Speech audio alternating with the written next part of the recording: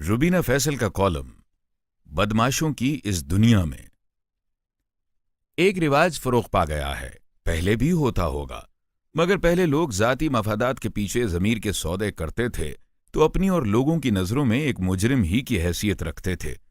مگر اب زمانے نے سائنسی ترقی کے ساتھ اخلاقی تنزلی کا جو سفر شروع کیا ہے، اس وجہ سے کسی بھی سطح پر خاندان ہوں یا معاشرے یا ملک، سچ کا ساتھ نہ دینا اور کبھی مصلحت، کبھی مفاد اور کبھی بس ایسے ہی فیشن کے طور پر طاقتور انسان یا ملک کی ہر اچھی بری بات پر خاموشی اختیار کر لینا یا ان کا ساتھ دینا آج کے جدید زمانے کا تقاضا ہے۔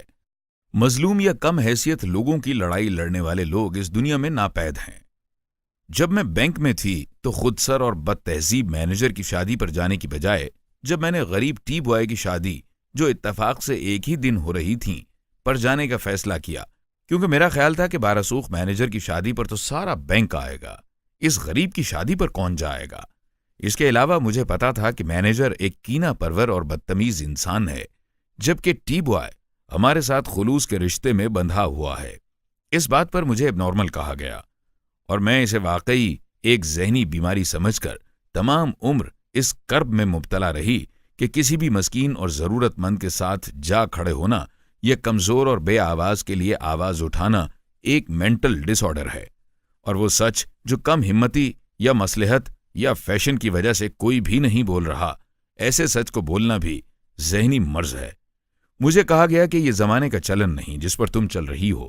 میں نے مان لیا، کیونکہ اگر میں نارمل ہوتی تو کوئی ایک آدھ اور بھی تو میرے جیسا ہوتا۔ خاموش سی ہو گئی، کیونکہ اپنا اصل دفن کر دیا اور خاموشی، مصلحت اور برداشت کی پریکٹس کرنے لگی۔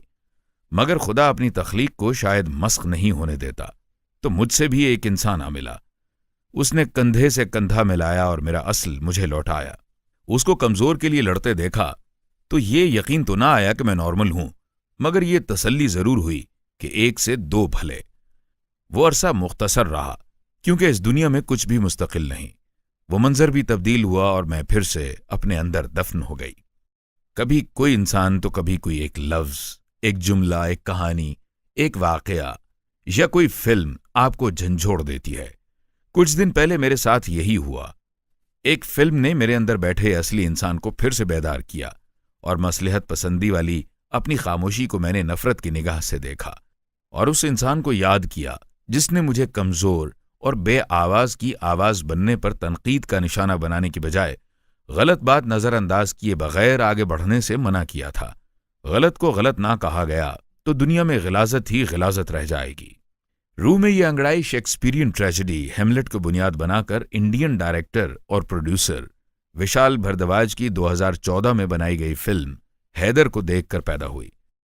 کو رائٹر بشارت پیر کا اس فلم کے اسکرپٹ میں زیادہ ہاتھ لگتا ہے، کیونکہ جس طرح انہوں نے مقبوضہ کشمیر میں ہونے والے مظالم کو دکھایا ہے، یہ انڈیا کے کسی خوبصورت ترقی یافتہ شہر میں بیٹھ کر نہیں لکھا جا سکتا۔ اس کے لیے ان گلیوں میں پیدا ہونا، وہاں ہونے والی انڈین آرمی کے ہاتھوں روزمرہ کی ذلت کو سہنا، مرتے ہوئے رشتہ داروں اور جلتے ہوئے گھروں کو خود اپنی آنکھوں سے دیکھنا اور خود پر بتانا ضروری ہے۔ بشارت پیر کشمیر میں پیدا ہونے والا امریکن رائٹر ہے، اور اس کے قلم سے لکھے گئے کشمیر میں ہونے والے ظلم کو فلمانا کسی انڈین ڈائریکٹر کے لیے بھی جان جوکھم کا کام ہوگا، اور اس میں کام کرنے والے فنکاروں کو بھی اپنی محب وطنی ثابت کرنے کو کیا کیا نہ جتن کرنے پڑے ہوں گے۔ مگر ان لوگوں نے خاموش رہنے کی بجائے مصلحت پسندی کا گلا گھونٹ کر آزادی اظہار اور جمہوریت کی علمبردار دوغلی قوم کو انسانیت کے منہ پر تمانچہ مارتے دکھایا ہے۔ ایک بات تو طے ہے کہ انٹرنیٹ کی تیز رفتار دور میں خبر کتنی ہی سنگین کیوں نہ ہو، چند لمحوں بعد ہی دماغ سے نکل جاتی ہے۔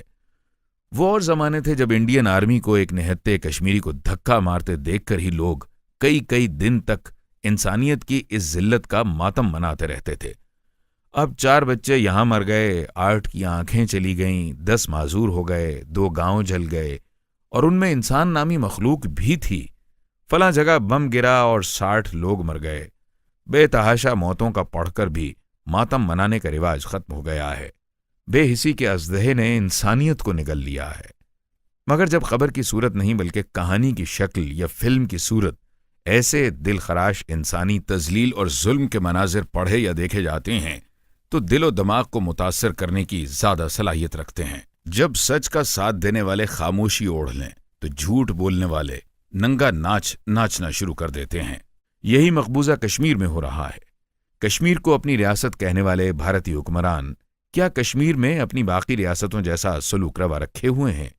ان کے سروں پر زبردستی سوار ہو کر انہیں اپنا اکھنڈ حصہ کہنے والوں کو یہ احساس ہے کہ یہ انٹرنیشنلی متنازع علاقہ ہے۔ پنڈت جواہر لال نہرو نے جب UN میں کشمیریوں کی رائے شماری کا وعدہ کیا تھا تو آج اس کی بات کی یاد دہانی کروانے کو ماضی کے گڑے مردے نہ اکھاڑے جائیں کہہ کر بات ٹالنے کی کوشش کی جاتی ہے۔ کیا جھوٹے ماضی کی بنیاد پر سچ کا حال تعمیر ہو سکتا ہے؟ کیا وعدہ خلافیوں، ہٹ دھرمیوں اور بدماشیوں کی تاریخ پر روشن مستقبل کی بنیاد رکھی جا سکتی ہے؟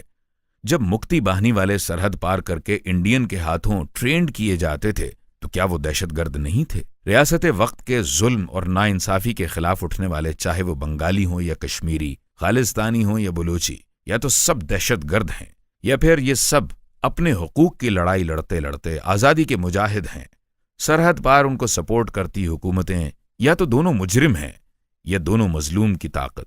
آپ کا کتا ٹومی اور میرا کتا نہیں ہو سکتا۔ میرا کتا انہی خواص کے ساتھ ٹومی ہی کہلائے گا۔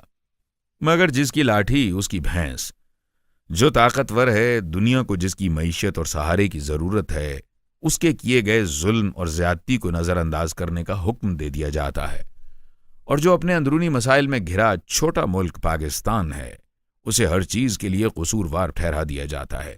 پاکستان کی غیرت و حمیت ہی ہے جو اتنے سالوں سے اپنے موقف پر قائم ہے، اور جو ریاست انڈیا نے اپنی بدماشی کی وجہ سے قبضے میں کر رکھی ہے، اور جہاں دھڑلے سے کشمیریوں کو حق خود ارادیت استعمال نہیں کرنے دیا جا رہا، دنیا میں کسی کو جرأت نہیں ہے کہ ان کی اس کھلم کھلا ہٹ دھرمی پر کچھ کہہ سکے۔ ان کے اپنے ملک میں بیٹھے باضمیر لوگ جب ہلکی سی آواز اس ظلم کے خلاف اٹھاتے ہیں تو ان کی جان کو لالے پڑ جاتے ہیں یا جان سے ہی چلے جاتے ہیں۔ یہ ہے سیکولر اور دنیا کی سب سے بڑی جمہوریت۔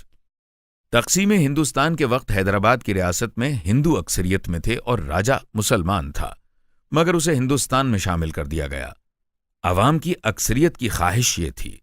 اس کے برعکس کشمیر میں راجا ہندو تھا اور عوام مسلمان اکثریت میں تھے، مگر اسے پاکستان میں شامل نہیں کیا گیا، بلکہ پنڈت صاحب نے اس معاملے میں ایسی ہٹ دھرمی اور بدماشی دکھائی جو آج تک بھارت کی سیاست اور ثقافت کا مستقل چہرہ بن گیا ہے، اور شاید پوری دنیا میں جو جتنی بدماشی کرے گا اتنا ہی اپنے مقصد میں کامیاب ہوگا۔ کسی بھی سطح پر ظلم اور زیادتی کے خلاف خاموش رہنا ظالم کو مضبوط کرنا ہے۔ بدماشوں کی اس دنیا میں بدماشی دکھائے بغیر جینا حرام ہی لگتا ہے۔